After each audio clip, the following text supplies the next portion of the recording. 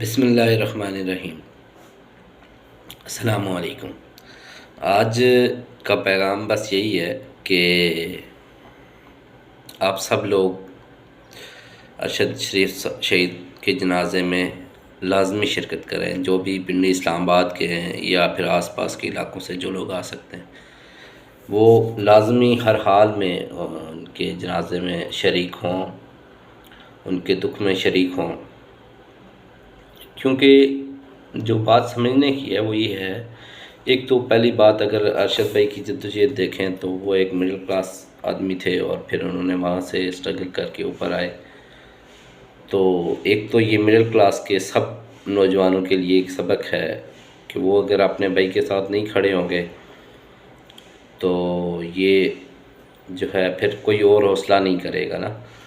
تو پہلی بات تو یہ ہے کہ آپ سب لوگ اس وجہ سے بھی شرکت کریں۔ دوسرا یہ ہے کہ ارشد شریف کی کوئی ذاتی لڑائی تو تھی نہیں، کوئی اپنے گھر کی لڑائی تو نہیں وہ لڑ رہا تھا، وہ آپ کے ملک کی لڑائی اور آپ کے حقوق کی لڑائی لڑ رہا تھا، جس میں اس نے اپنی جان تک گنوا دی۔ اللہ نے ان کو شہادت کا رتبہ دیا، اللہ پاک ان کے درجات بلند فرمائے، اللہ پاک ان کی مغفرت فرمائے، اللہ پاک ان کی فیملی کو صبر عطا فرمائے اور اس سانے کو برداشت کرنے کی ہمت عطا فرمائے۔ لیکن یہ ہے کہ بحیثیت قوم ان کے ساتھ کھڑا ہونا پڑے گا، ان کے دکھ میں، ان کے غم میں شامل ہونا پڑے گا، تاکہ ہر بندہ، ہر مڈل کلاس جو محنت کر کے اوپر آتا ہے وہ بولنے سے پہلے گھبرائے نہیں کہ کل اس کے ساتھ کوئی ہو گیا، کچھ ہو گیا تو پتہ نہیں اس کی فیملی کا کیا ہوگا۔ اس طرح سے کھڑے ہو جائیں، قوم بن کے ان کے ساتھ کھڑے ہو جائیں کہ وہ قوم کی جنگ لڑ رہا تھا، وہ پاکستان کی جنگ لڑ رہا تھا، پاکستان کے عام آدمی کے حقوق کی جنگ لڑ رہا تھا،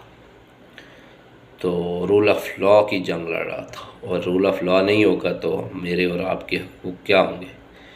تو پوری ہمت سے، پورے جذبے سے،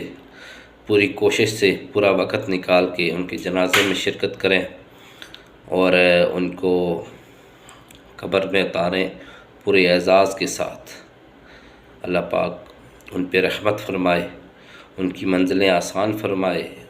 ان کی قبر پہ رحمتیں فرمائے، سرکار صلی اللہ علیہ وآلہ وسلم کا دیدار نصیب فرمائے،